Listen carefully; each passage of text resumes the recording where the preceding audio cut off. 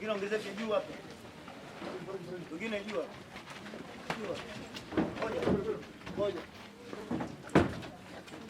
Naitwa Amina Mdengo, ni jirani na marehemu. Alikuwa ni mwanafunzi wa chuo cha Kiislamu cha Mumu. Kwa hiyo tulikuwa tunamfahamu kama kijana wa mtaani. Basi leo asubuhi ndio tumepata taarifa kwamba hapa anapokaa na yani hajaonekana muda mrefu, kwa sababu mwenye nyumba yake pia alikuwa hayupo. Amerudi jana usiku, leo anapita akakutana na harufu isiyo kuwa ya kawaida. Akajaribu kuita kimya, akapiga simu yake akakuta simu inaitia ndani. Basi akatoa taarifa kwa majirani, kisha akaita mwenyekiti wa mtaa akaja, na sisi tukakusanyika tukasaidiana na polisi. Ndio hivyo. Majirani alikuwa mkisikia harufu? Hapana, kwa sababu nyumba kidogo kama unavyoona ziko mbalimbali kidogo, kwa hiyo hatuweza kusikia harufu ile kwa urahisi. Kwa hiyo wenyewe alipokuja mzee aliporudi alipofungua ndio amekutana na hiyo harufu asubuhi. Sasa anaenda msikitini ndio akutana na harufu. Sababu wengi humu wanaokaa nao walopakana nao chumba wenzie hawapo, ni wanafunzi wenzie washafunga chuo wameenda makwao marikizo. Kwa hiyo ndio maana hiyo harufu haikuweza kujulikana kwa haraka. Kwa majina naitwa Swahihi Swalehe Mustafa. Nimesikitishwa na tukio lililotokea kwa mwanafunzi wetu wa chuo cha Waislamu Morogoro. Kwa kweli nimesikitika sana na nimeumia sana. Ni mwanafunzi niliyekuwa namfahamu, anasoma mwaka wa 3.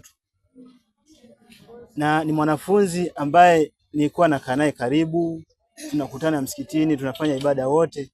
Lakini nafika hapa kwenye eneo la tukio naambiwa mwanafunzi fulani kafariki. Mwanafunzi fulani yupo ndani siku ngapi? Yupo ndani siku ngapi kafariki. Kwa kweli mimi moyo wangu umenungunika sana, nimeumia sana kuondokewa na mwanafunzi wetu. Lakini mwanzoni walikuwa wanahisi kama ni panya, wakataka labda wafanye usafi kwenye store, lakini baada ya kuona mlangoni kwa huyo mtu kuna nzi wengi, basi walilazimika kuja na kutoa taarifa.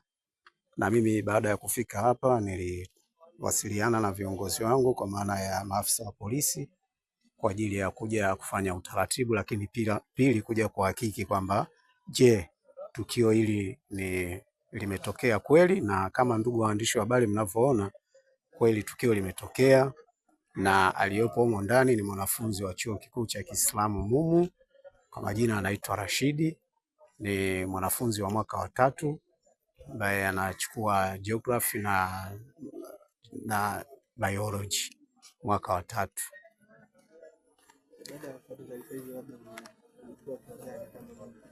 Kwanza baada ya kupata taarifa hizo, kwanza unatakiwa ufike kwenye tukio. Baada ya kufika kwenye tukio, sasa kwa mamlaka nilokuwa nayo, of course hatukuweza kusema tufungue mlango kutokana na mazingira ambayo yapo. Kwa hiyo tuliona bora tuwashirikishe wenzetu wa vyombo vya ulinzi na usalama. Baada ya kuwapa taarifa hiyo, basi akawa amefika afande wangu wa kata. Baada ya hapo ndo kama mnavyoona wamefika afande kutoka kituo kikuu cha polisi na kazi inaendelea. Labda mlisikia kwamba alikuwa anaumwa au ilikuwaje? Kwa maelezo ya wanafunzi wenzie wanasema alikuwa anaumwa na hata siku ya walikuwa na mtihani siku ya tarehe 17 alipata shida akiwa kwenye chumba cha mtihani.